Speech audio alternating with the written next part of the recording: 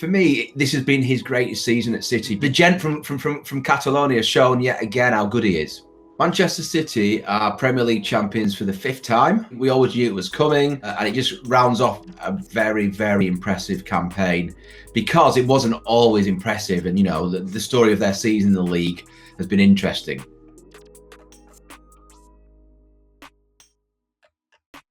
Where do we stand overall where we start questioning Pep at City? It's difficult. I mean, you've got to question him for the results that you're seeing. Maybe it's forgotten a little bit, but Manchester City at one point were down in 11 for 12. And I can remember a post-match interview after one of the games that left them down there. I mean, they lost at Spurs, for example, 2-0 in November.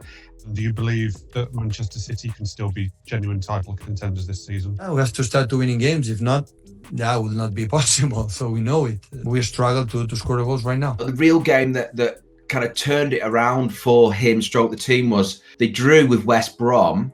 And he just did not like what he saw, the way his team were playing. It seems to be a recurring theme about not being able to score goals like you have in every other season that you've been here. Yeah, that is the reality.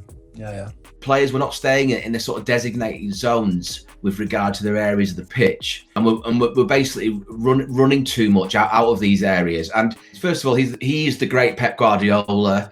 This is a team he's had basically for 5 years, and yet somehow he'd allowed it to meander into this sort of muddled state. But second of all, I thought was really interesting was he had the vision to observe this and think, actually, wait a minute, we need to arrest it. And this is sort of towards midway through the season. They basically hit the reset button, and from there, I believe it was a 21-run win, of which 15 were in the Premier League, and that basically transformed their season. This maybe is one of the greatest achievements we have done all together in our careers.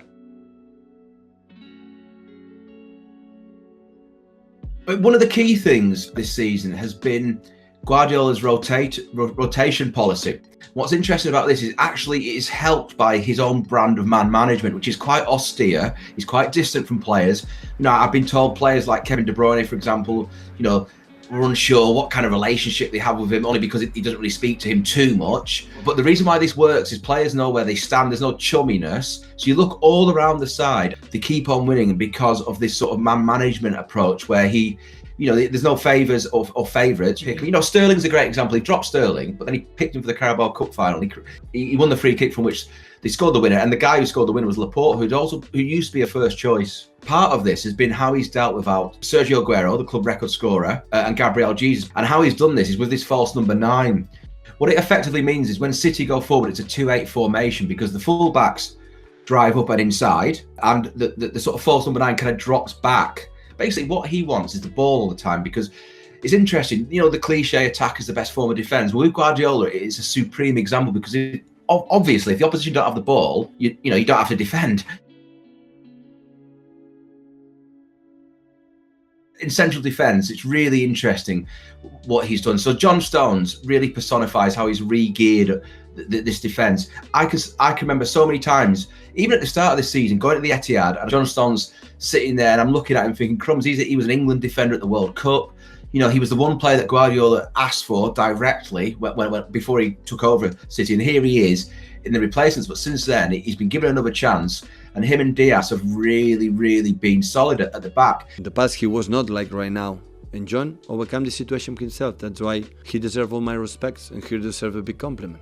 Guardiola doesn't recall a player unless he thinks he really deserves it, is fighting. And so it's a massive feather in both of their caps, actually. Guardiola for managing him this way, and Stones for sort of proving himself again. And Diaz, I'm not even sure Diaz was the first choice for City last summer, but he looks like, in terms of who they're going to buy, but he's a club record signing, and he just looks, he looks every part what he hoped for. He's not just a player who play good, he's a player who make the other guys play good too. Part of City's sort of title win is kind of what happened at Liverpool. Liverpool confirming that Van Dijk will undergo surgery on the knee injury he sustained. Then I think it was Gomez the following month. You get to January and Liverpool are still leading, but they don't buy it as sort of, a high end, if I could call it that, sort of, a proven elite centre back. And it basically falls apart from there. I don't really think we should take too much away from City. It wasn't because of this happening necessarily, but it certainly helped. It must have helped him psychologically see how Klopp wasn't being backed. I don't really think he deserved that, to be honest.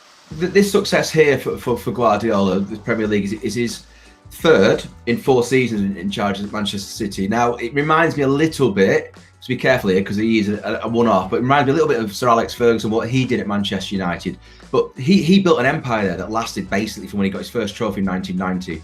What Guardiola's doing is starting to remind me a little bit of that. As I say, I'm not comparing them at all, but the ratio of 3 Premier Leagues in 4 seasons puts him in Ferguson sort of territory.